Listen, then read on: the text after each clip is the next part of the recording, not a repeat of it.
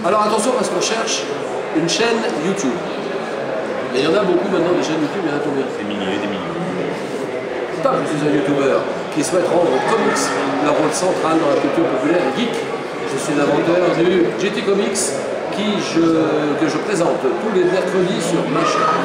Mais aussi inventeur des fameux, vous souvenez-vous, qui reviennent sur les moments les plus loufoques des comics. Je suis barbu, mais je suis beau aussi. Hein. Barbu est beau, très bien, c'est pas antinomique. Barbu, très très beau. Je suis. Eh bien, je suis le commis des comics. Je suis comme c'est moi. Ah, c'est toi. Putain, t'es con, c'est incroyable.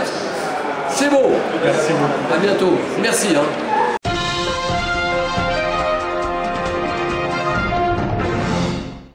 Bon ben voilà, je crois qu'avec une intro pareille, il n'y a rien à rajouter, donc on va tout de suite passer aux news de la semaine. Alerte Kevin Smith. Et oui, je voudrais mettre en garde tous les amateurs qui baignent dans la culture populaire. Hein. Kevin Smith est en période de rut. En ce moment, il lance pas mal d'idées, il doit se sentir tout boosté. Il a la confiance au maximum par la réalisation de ses épisodes de Flash, de Supergirl. Et je rappelle que c'est à Kevin Smith que l'on doit le Joker qui veut se faire défoncer le cul et Batman qui a des fuites urinaires. Donc méfiez-vous, hein, même si pour l'instant les comics semblent assez épargnés. Il a lancé l'idée lors de son podcast de faire un remake du vieux film Disney des années 70, L'Apprentie Sorcière. Ou alors d'adapter en film d'animation Superman Lives, donc la tentative avortée de Superman avec Nicolas Cage dans le rôle principal, qui avait vu le jour dans les années 90, et donc Kevin Smith était le scénariste. Alors vous inquiétez pas, je veille, j'ai le fusil, je fais attention que DC ou Marvel ne lui redonne pas les clés de la boutique, sinon on risquerait de voir des trucs un petit peu scabreux, genre Superman impuissant ou des suppositoires de kryptonite avec lui. On sait jamais de quoi il est capable, c'est un fou. X-Men, le déjà vu.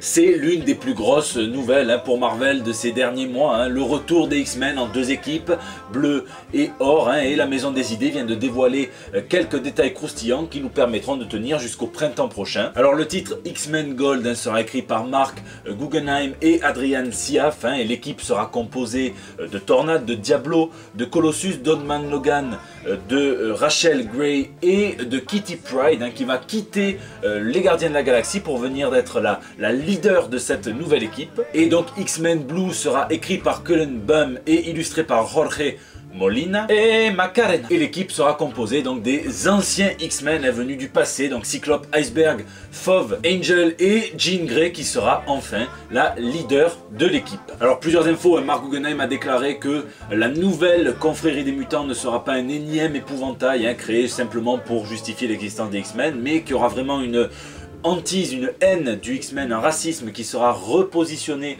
au 21e siècle. Magneto sera le mentor de l'équipe bleue, donc le plus vieil ennemi des X-Men de base sera le nouveau mentor des X-Men de base aussi. On va voir comment ça va se jouer, on va voir surtout si, connaissant les personnages, il n'y a pas des plans secrets qui seront dévoilés aussi bien d'un côté et de l'autre sur un moyen ou un long terme. Et Jean Grey qui sera apparemment la Nick Fury de ces deux équipes, qui aura œuvré pour leur cohésion et qui incarne enfin donc le leader de l'équipe Blue, le leader des X-Men d'origine, et certains, beaucoup même, la voyaient déjà dans ce rôle, voire même un rôle qu'elle assumait de manière implicite dans les années 60. Alors n'hésitez pas à me dire ce que vous pensez de ces nouvelles équipes, de ces nouvelles annonces, molle, demi-molle, adamantium, je veux tout savoir, et ça se passe dans les commentaires.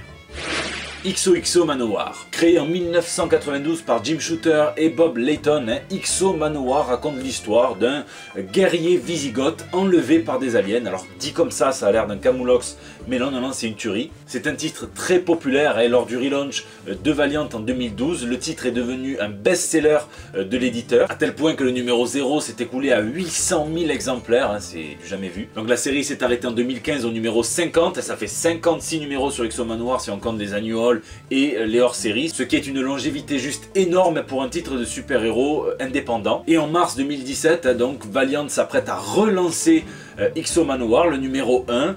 Apparemment, ça sera l'une des sorties peut-être les plus importantes de chez Valiant Comics dans ces prochains mois. Et on aura une annonce le 5 décembre, mais nul doute qu'avec les 25 ans du personnage en 2017, ça risque d'être du lourd du gros, du beau. Alors en France, vous pourrez retrouver XO Manowar dans une intégrale éditée par Bliss Comics, 752 pages, obèses comme on les aime. Oui, parce que nous, les fans de comics, nos omnibus, on n'a pas envie qu'ils fassent manger bouger. Non, ça nous intéresse pas. Ça rassemblera les 22 premiers épisodes du relaunch et le crossover Unity. Est-ce que vous connaissez XO Manowar? Est-ce que vous kiffez XO Manowar? N'hésitez pas aussi à me le dire, ça m'intéresse. Gibbons et le caritatif. Une jolie initiative de la part d'un magasin de comics britannique, un Limited Edition Comics, qui a invité le scénariste et dessinateur Dave Gibbons, à qui l'on doit Watchmen, du Superman, du 2000 AD, et qui promet un dessin à tous ceux qui auront fait un don à l'association Hero Initiative, donc qui vient en aide aux créateurs de comics dans le besoin. Alors au total, 750 € auront été récoltés en à peu près 5h30, et on a même pu voir un type mener sa guitare customisée à l'effigie des personnages de Watchmen. Et vu ce que nous, les geeks, nous sommes prêts à dépenser en comics, en planche originale, en print, en dessin, en bonnet, en slip, peu importe, eh bien c'est pas plus mal de faire rimer comics avec caritatif. Warren Ellis et Alan Moore.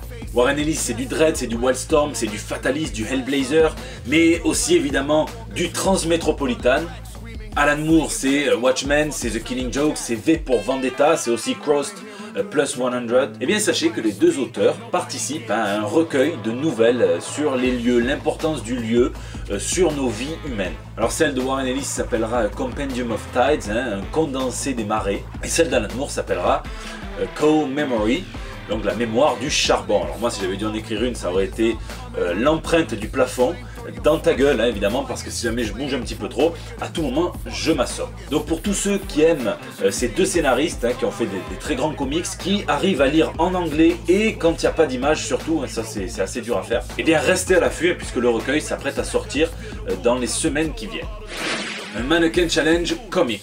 L'acteur et animateur John Barrowman, qu'on a pu voir dans les séries Doctor Who et Torchwood, s'est prêté au fameux Mannequin Challenge en signant des comics, on peut le voir ici. Alors ici, des comics Torchwood qui sont tirés de la série, c'est chez Titan Comics. Le Mannequin Challenge, c'est quoi? Eh bien, c'est le dernier phénomène internet à la mode, et pour le coup, je trouve pas ça trop con. C'est une caméra qui se promène autour de sujets figés, comme si le temps était suspendu. Alors du coup, c'est un tout petit peu compliqué pour ceux qui ont Parkinson ou ceux qui ont des morpions, mais après tout, pour tous les autres, allez-y, foncez, c'est assez rigolo. Et on attend que les grands artistes comics s'y mettent aussi, après tout, pourquoi pas.